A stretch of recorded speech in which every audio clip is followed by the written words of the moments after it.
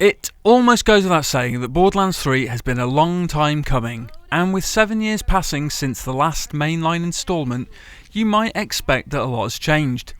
Happily for fans of the series, not all that much has. Pandora is still a barren, desolate wasteland, bandits still run rampant throughout, there are still countless guns to be looted, and at its core, Borderlands 3 remains an utterly silly, over-the-top, kill-everything-that-moves affair.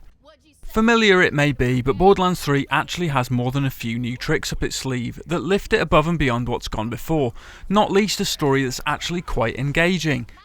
Traditionally, Borderlands has been more focused on its offbeat characters than delivering memorable narrative beats, but Borderlands 3 somehow manages to achieve both. The Calypso twins, Tyreen and Troy, prove to be villains you'll love to hate, their echo-streaming shenanigans soon developing into something far more dangerous as events unfold. From Pandora, you'll soon find yourself boarding planet-hopping ship/hub area Sanctuary, visiting a range of diverse celestial bodies filled with new allies, a few old faces, and a plethora of different activities to partake in. Borderlands 3 is a far more varied game than its predecessors. Environments are jam-packed with life and detail, as well as native beasties keen to chomp your face off. It's this diversity that makes Borderlands 3 a more palatable experience when playing solo. You seldom feel like you're blasting away for the sake of it, as there's always something new to discover. Playing alone is a viable option of course, but ideally you want to enjoy Borderlands 3 with friends, and co-op is obviously the perfect way to play the game.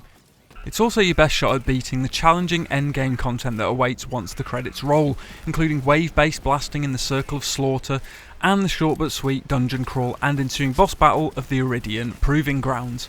That's before you take into account the masses of fun side missions and other challenges like Zero's kill list or Sir Hammerlock's legendary hunts. Every one of Borderlands 3's planets harbours secrets and stories to uncover, some of which you won't be able to access until later in the game. Certain abilities are acquired with each vault you raid, unveiling mysteries you'll have previously picked at, wondering what they are exactly. While exploration can be its own reward, more accurately, the wealth of weird and wonderful guns are the real reward, of which there are loads. About 1 billion or so apparently. We didn't actually count.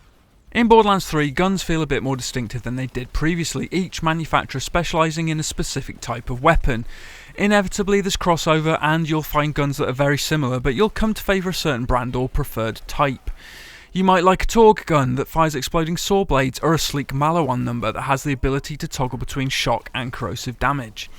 Or perhaps you'll opt for the simplicity of a Jacobs revolver instead, a reliable all-rounder Dahl or Vladov rifle, or an Atlas rocket launcher with tracker tags so that your projectiles home in on their targets. You might even prefer a weapon with an underslung blade to inflict massive melee damage, or one that doubles as a sniper rifle and triple barrel machine gun. We're still searching for that fabled cheeseburger gun, however. Even vehicles have been punched up a bit with additional customisation options and parts defined by hijacking enemy rides. In fact, there's not one part of Borderlands 3 that hasn't been juiced up to some degree. Missions and environments are more interesting, and visually the game is a real treat.